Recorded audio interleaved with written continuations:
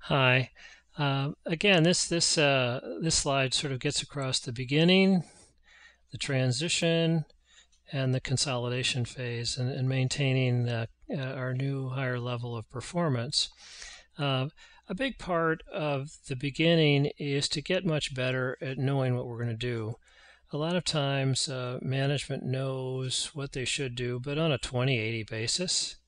Um, well, this is what we need to do. Great. Well, how specifically do you do it? Tell me cookbook how to bump, bump, bump, bump. Well, they don't know. So I put an X here, meaning we don't have that. And so it's not good enough to sort of know how to do something. You really, really, really got to do your deep dive research so that when you go to educate the bottom 80% of the payroll, you can tell them the whole story ad nauseum over and over and over again.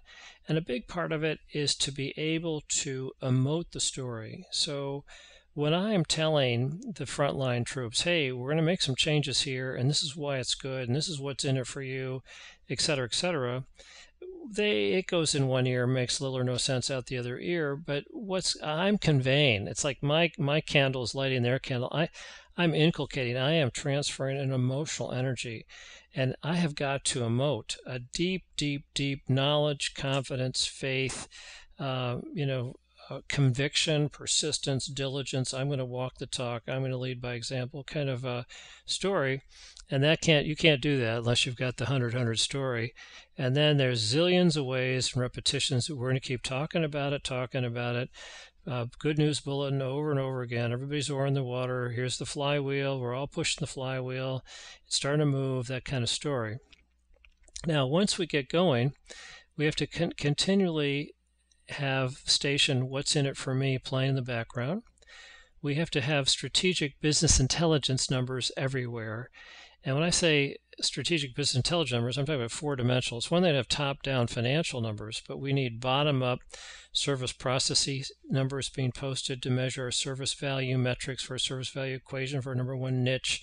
We need customer in stuff, and that's the customer profitability with cross-reference deep dive analytics to big account by big account, keep tuning what we have, capturing more share, pitching service value chain solutions.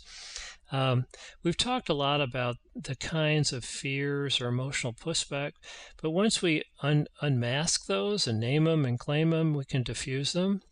Nothing's going to work out right. Nobody rode a bike the first time, but because we are going to take very tiny little baby steps and we're going to learn very fast, our learning benefits are going to greatly exceed our failure costs. And over time, we will actually start to not weed as much as we're going to change the prices and terms. And a lot of customers are going nowhere and losing money anyway as it is, which frees up resources to flow to better opportunities. And that's part of why we double our volume with seemingly half our active accounts. I mean, 50% of our customers only give us 10% of our sales, the bottom 50%.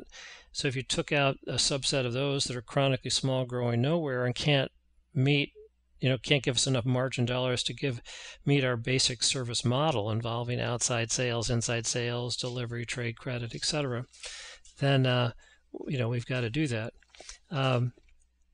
We've talked a little bit about a catalytic start with sort of a wellness program, healthy hydration, and walk more steps than you did yesterday. And then how do we get the energy going and keep it going with the good news bulletin?